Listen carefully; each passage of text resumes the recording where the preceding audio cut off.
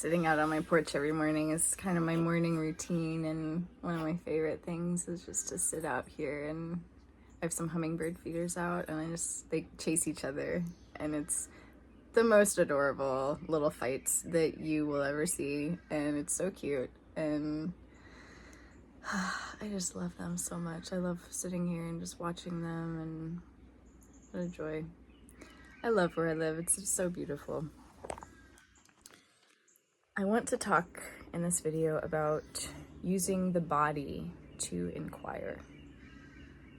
And I realized that has been such a huge part of my process, is the physical body and the energetics around awakening, and the content on my channel does not reflect that at all. It does not reflect how much of a part of that process the body has been. And this isn't something that I hear talked about a lot. It's like using the body to inquire.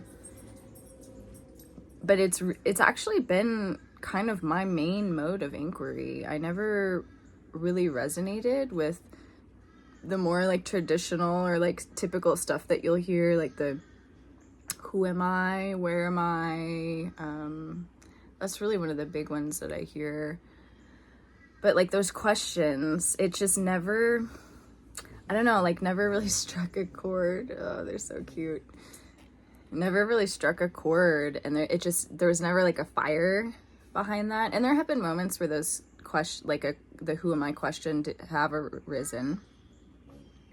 But it was just never, that was never like my one-pointed kind of thing. For some reason, for me, it was always the body. And I'm also just like a physical, embodied human being. I'm very somatically oriented. And I often hear about, maybe you've heard of this too, but just like two movements of awakening, like an up and out, or kind of transcendent, and, you know, like transcending the human stuff and knowing ourselves, coming to know ourselves as the absolute. And then it's like that absolute coming down and in, which would be the second one, and coming to embody the human being. And that down and in has been much more natural for me. And if you want to put it in these terms, the up and out is more masculine, and the down and in is much more of like a feminine movement. So perhaps there's an aspect, you know, perhaps that affected that. But even in that, I don't hear this talked about a lot, but even in, at least for me, even in that up and out movement, that transcendent movement, the body was my access point in a really interesting way. So the body helped me transcend the mind and the body, which is so weird. Feels paradoxical to say that the body was my access point for transcendence, but oh, I love them.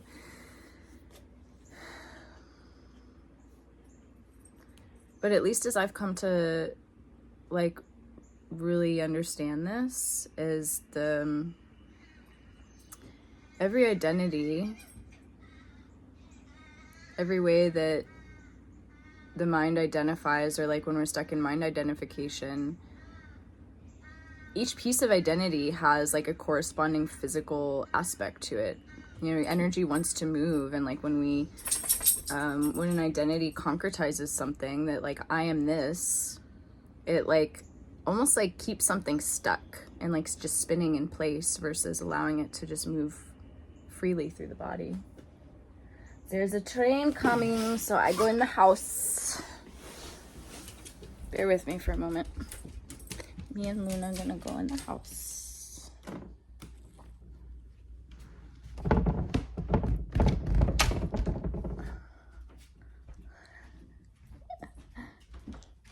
Okay, I'll sit on the couch. Here we go. Here we are. Here we are. So that down and in. Don't. Luna's just a little mischief maker today. Dog mom stuff is no joke. I just like laugh that I somehow, this dog got like dropped into my world, literally. And it's like, how did I end up with the most hard-headed, defiant dog of all time?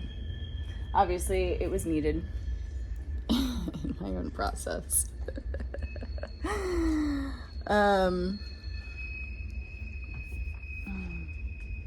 Okay, just give me a moment to kind of reorient after switching locations.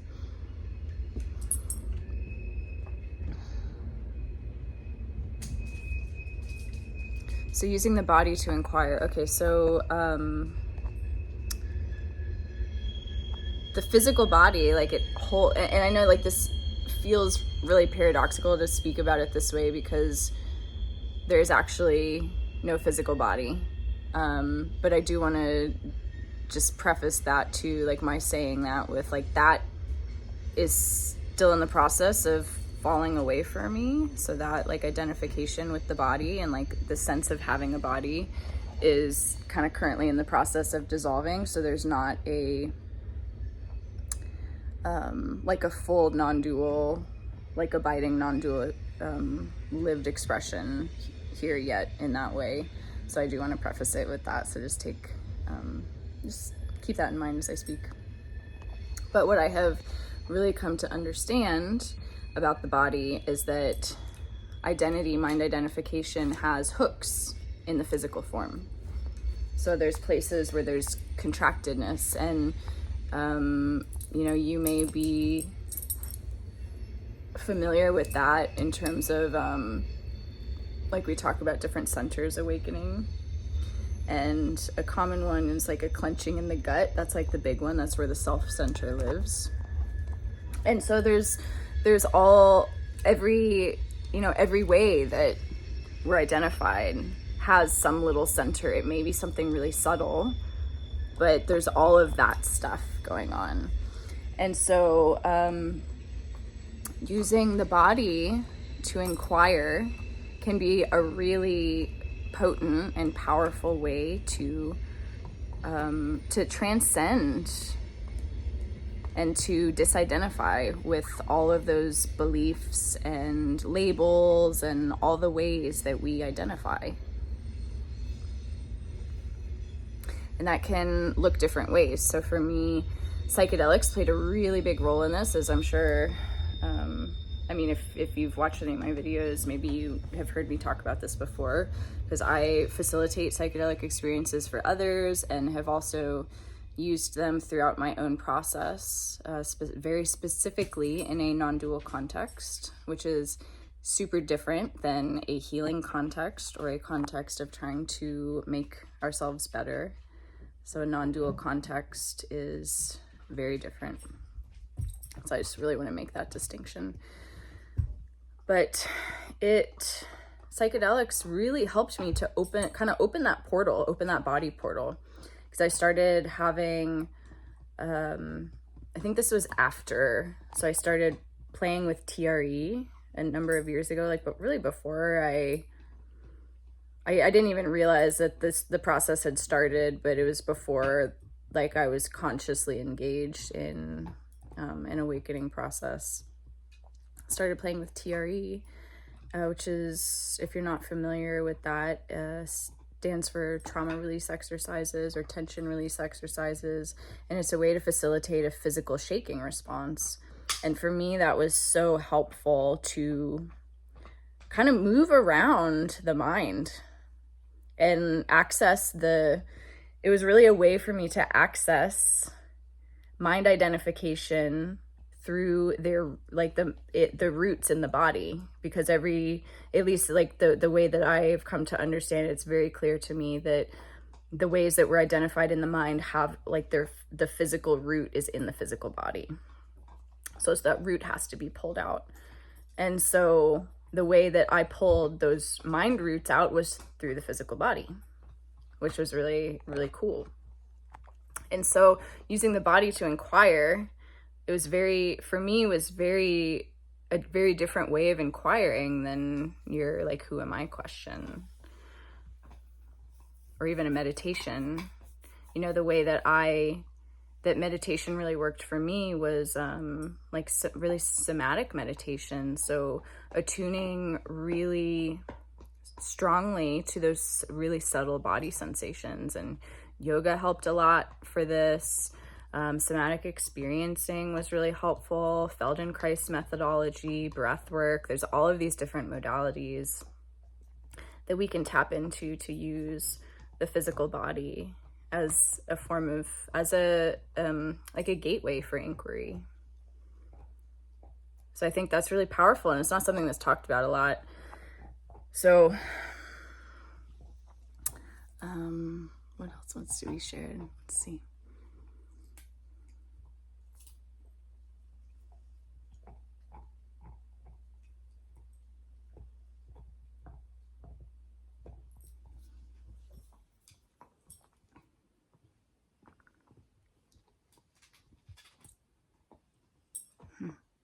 Suddenly feeling like I don't know if this video is going to be posted. Maybe it will be. We'll see.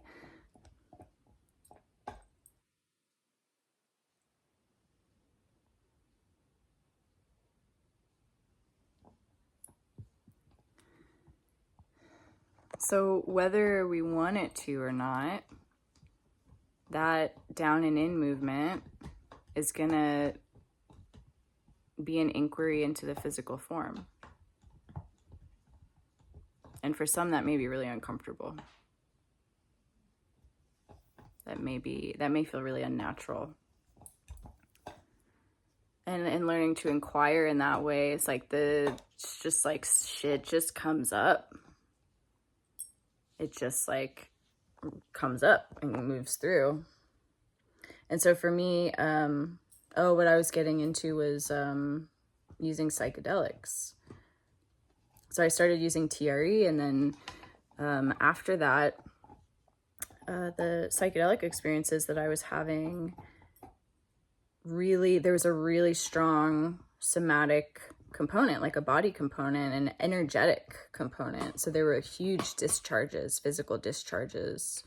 So it's like in the same way that meditation can go from like practicing meditation to becoming more natural meditation, which is just following whatever arises. TRE kind of turned into the same thing for me, where TRE was initially just something that I facilitated for myself and practiced, and then it just became a natural part of my life. And I could, there was an ability to sense, I could feel in the body when something was coming up and needed to be discharged. And I just learned to give it the space for that as those things arose. And that was so powerful.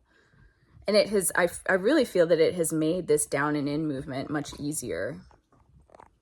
Because the down and in movement, we don't want to hear this when we're first getting into seeking to wake up, because so many of us, like a mind wants to wake up because it wants to transcend all of the human stuff that's really uncomfortable. It's like, yeah, that's great. Like, I don't have to suffer anymore. I can get rid of all this stuff.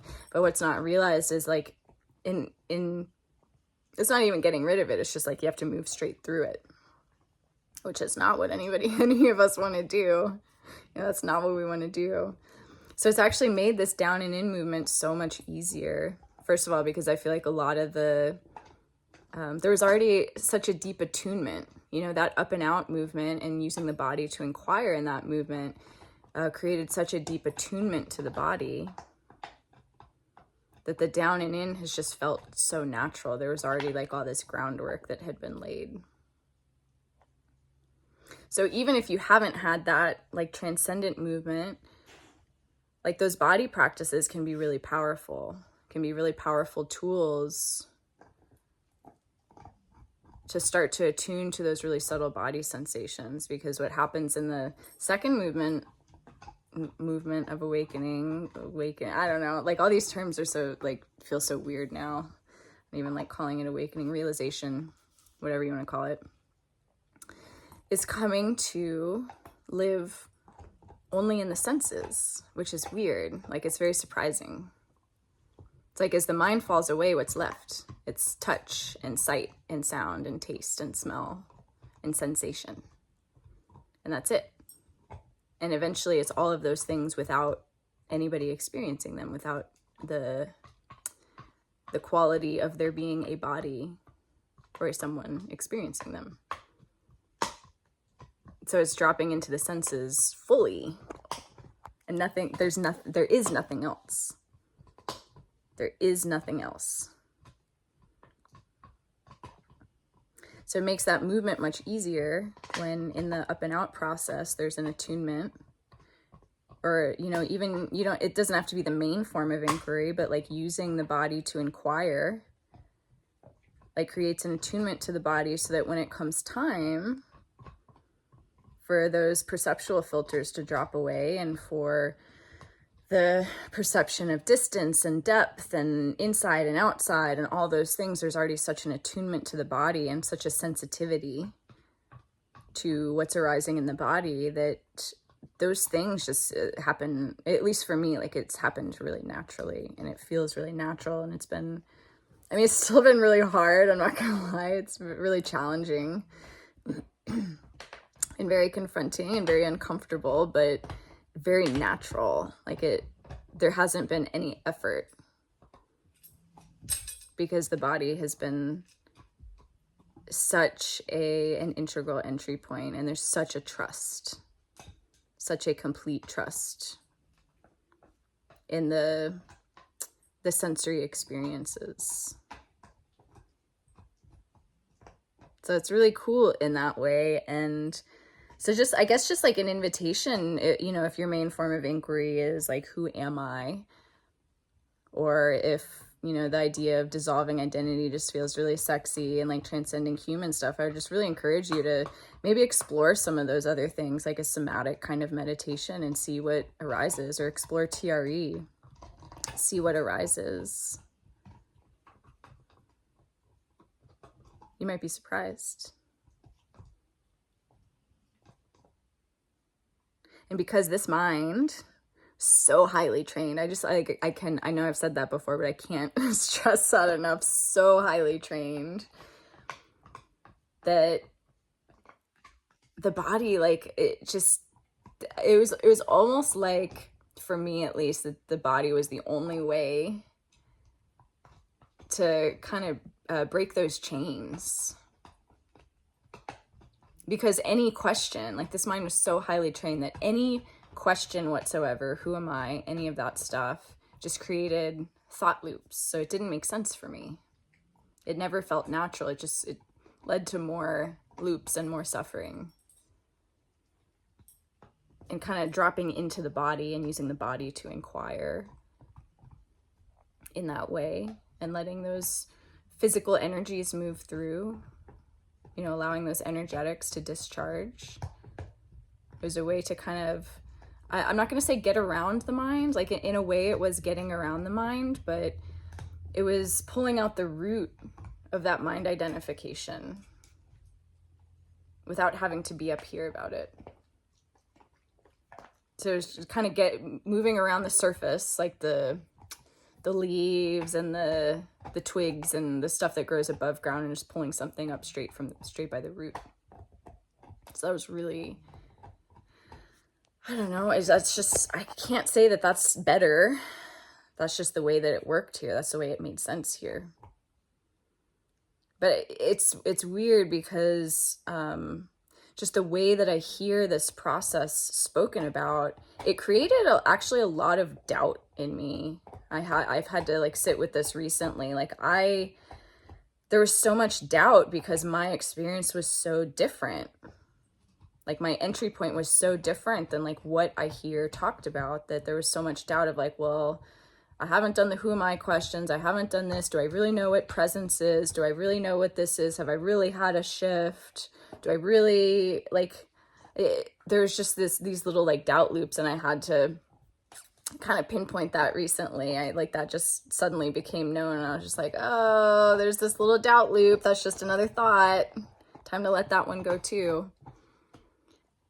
But there's a way that just the way that I inquired and the way that it felt natural for me to inquire almost kind of fed that little doubt loop. So it did have its, you know, any form of inquiry is, you know, not perfect, and it's gonna create little pitfalls that are gonna have to be let go of at another point. So I don't know that there's much else to share about this, but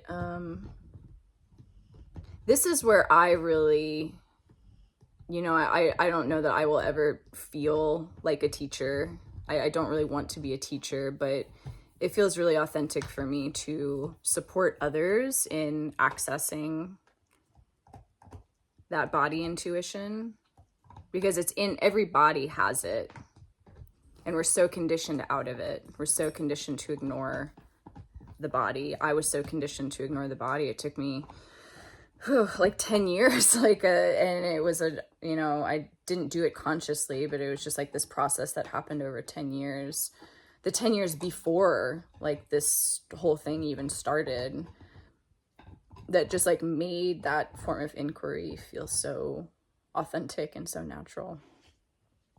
But so it feels very natural for me to support others in that way. And that's kind of a lot of the stuff that I do, even with like psychedelic ceremonies and teaching yoga. You know, it's not in a non-dual context, but that's, you know, whether people realize it or not, that's what's happening, is attuning to the body and attuning to, I mean, it's really, I can't even say that it's the body, just the sensations, like attuning to non-duality. Ultimately, that's what it is. It's attuning directly to the non-dual experience, which is just sensation, just feeling, just hearing, just seeing, just tasting, just smelling.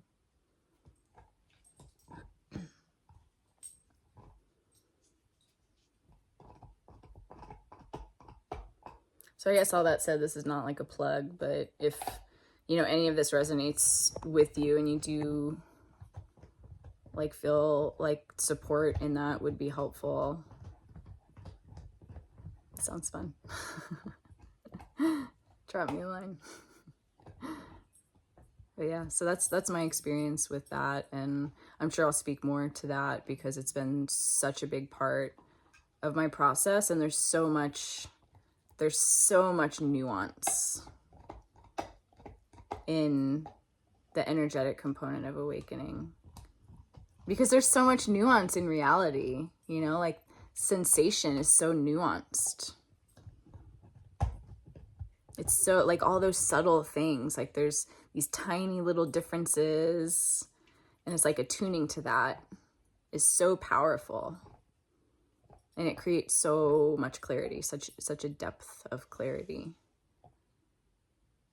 And I really do feel like that's where a lot of the clarity here has come from, is that deep attunement to the body. So that's all I got for you.